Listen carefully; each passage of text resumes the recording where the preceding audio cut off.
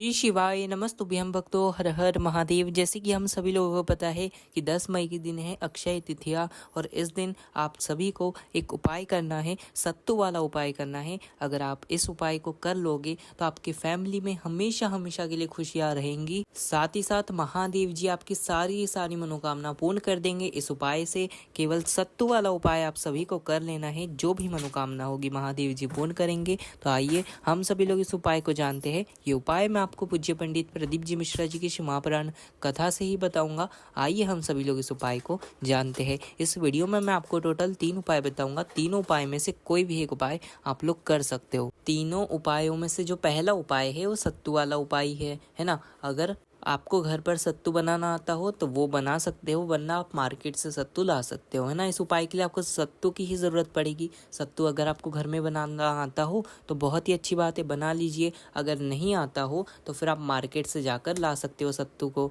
है ना। सत्तू कितना, मात्र 1 कटोरी में सत्तू ले लेना। साथ ही साथ ले लेना एक बेलपत्र, जो कहीं से कटी फटी ना हो, सुंदर सी बेलपत्र हो। एक बेलपत्र लेना, छोटी सी बेलपत्र भी चलेगी, बेलपत्र लेना। साथ ही साथ जो कटोरी में हमारे पास सत्तू है, उस सत्तू और वो बेलपत्र को लेकर जाना है महादेव जी के मंदिर में। महादेव जी के मंदिर में पहुंचो, वो सत्तू का आपको भोग लगा देना है महादेव जी को। वो कटोरी के अंदर जो सत्तू है महादेव जी के सामने रखेंगे, उत्तर की ओर मुख कर कर आपको महादेव जी के सामने ये सत्तू को रखना है। और जो एक बेलपत्र है हमारे पास, उसी सत्तू के ऊपर हमें रख देना है। सत्तू के ऊपर रखेंगे और जो मन की कामना है महादेव जी से कहेंगे और महादेव जी को भोग लगा देंगे। ऐसे आपको महादेव जी को भोग लगाने के बाद जो मन की कामना है महादेव जी से कहेंगे। और अगर आप इस उपाय को, सत्तू वाले उपाय को अगर अक्षय तिथि के दिन कर लेते हो तो आपकी फैमिली में हमेशा हमेशा के लिए खुशियां रहेंगी इस उपाय से। अगर धन संपदा की कमी होगी तो महादेव जी उसे भी दूर करेंगे, साथ ही साथ मनोकामना भी पूर्ण करेंगे।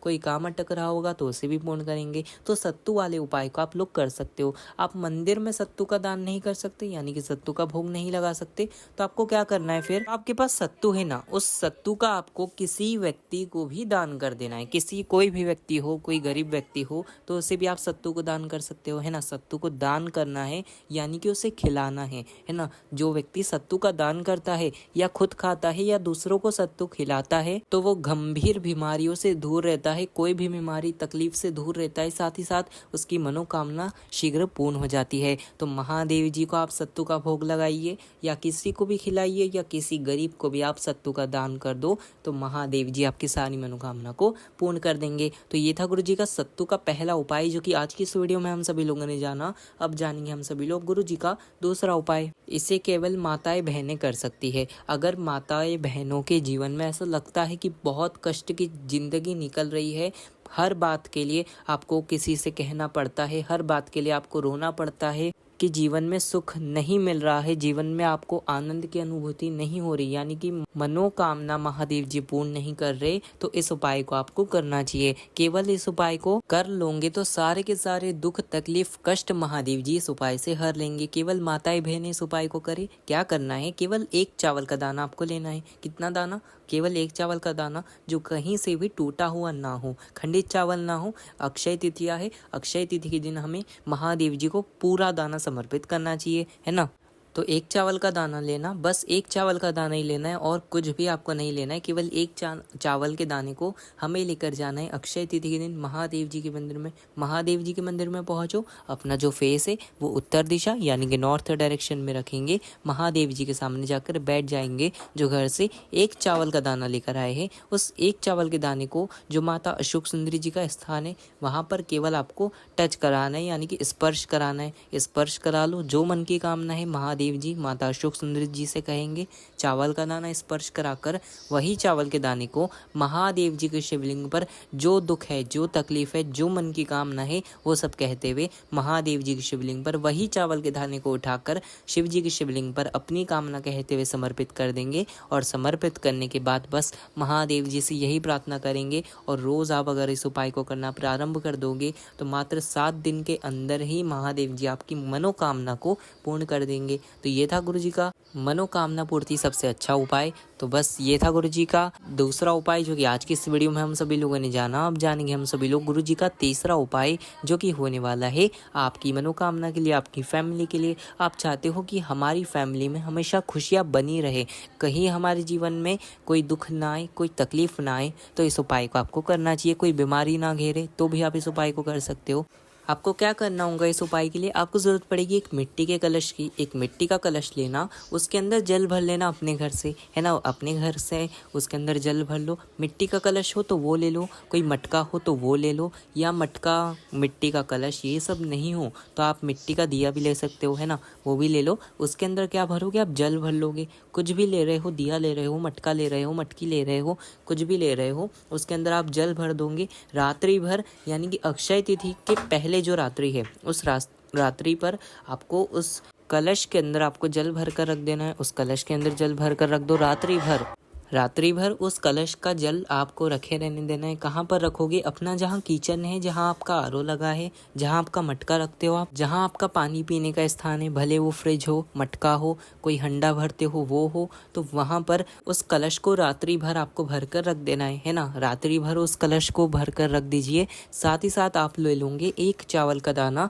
जो कहीं से खंडित ना हो, बिल्कुल एक चावल का दाना हो वो ले सकते हो। और अगर आपको बेलपत्र लेना हो तो वो भी ले सकते हो, है ना। बस ये एक चावल का दाना और जो आपके पास मिट्टी का कलश है उसे हम तांबे के कलश के अंदर ले लेंगे, है ना। जो मिट्टी के कलश के अंदर पानी है उस पानी को हम तांबे के कलश के अंदर ले लेंगे। उसके अंदर जो जल भरा है बस उस जल को, साथ ही साथ वो एक चावल का दाना है उसे हम लेकर जाएंगे महादेव जी के मंदिर में, है ना। अक्षय तिथि के दिन सुबह के समय पर पहुंच जाओ महादेव जी के मंदिर में। अपना जो फेस है वो उत्तर दिशा यानी कि नॉर्थ डायरेक्शन में रखेंगे। महादेव जी के सामने जाकर बैठ जाएंगे या खड़े हो जाएंगे, है ना। जो घर से हम मिट्टी के पात्र का जो जल तांबे के कलश के अंदर लेकर आए हैं ना, उस जल को महादेव जी की शिवलिंग पर जो मन की कामना है वो कामना कहते हुए समर्पित करेंगे। समर्पित कर दो। उसके बाद जो घर से एक चावल का दाना लेकर आए हैं अपनी कामना कहते हुए, साथ ही साथ श्री शिवाय नमस्तुभ्यम ये मंत्र बोलते हुए आपको महादेव जी की शिवलिंग पर जल को समर्पित करना है। जल समर्पित करने के बाद जो एक चावल का दाना है उस चावल के दाने को अपने सीधे हाथ की हथेली में रखकर मन की कामना कहते हुए एक चावल के दाने को महादेव जी की शिवलिंग पर समर्पित कर देंगे। समर्पित कर दो। उसके बाद उसी के ऊपर एक बेलपत्र अपनी कामना कहते हुए समर्पित कर दो महादेव जी की शिवलिंग पर। समर्पित करो उस बेलपत्र को। पर जो बेलपत्र की डंडी होगी ना, जहाँ से जल बहता है उत्तर दिशा की ओर, उस डंडी का मुख होना चाहिए। ऐसे आप बेलपत्र को समर्पित करो। महादेव जी से कामना कर कर अपने परिवार के सुख समृद्धि वैभव धन संपदा जो कामना है महादेव जी से कहो। अगर आप अक्षय तिथि के दिन सोना भी नहीं खरीद सकते तो अगर आप इस उपाय को भी कर लोगे तो महादेव जी आपके घर में, मतलब आपकी ऐसी स्थिति भी नहीं है कि आप सोना भी खरीद सकते हो, तो अगर आप सोना नहीं खरीद सकते तो केवल आप इस उपाय को कर लीजिए और महादेव जी से धन संपदा की कामना करिए। जो महादेव जी का इस उपाय को कर लेगा उसकी सारी की सारी मनोकामना महादेव जी पूर्ण कर देंगे। तो बस यही था गुरु जी का उपाय। आज की इस वीडियो में इतना ही। श्री शिवाय नमस्तुभ्यम। हर हर महादेव।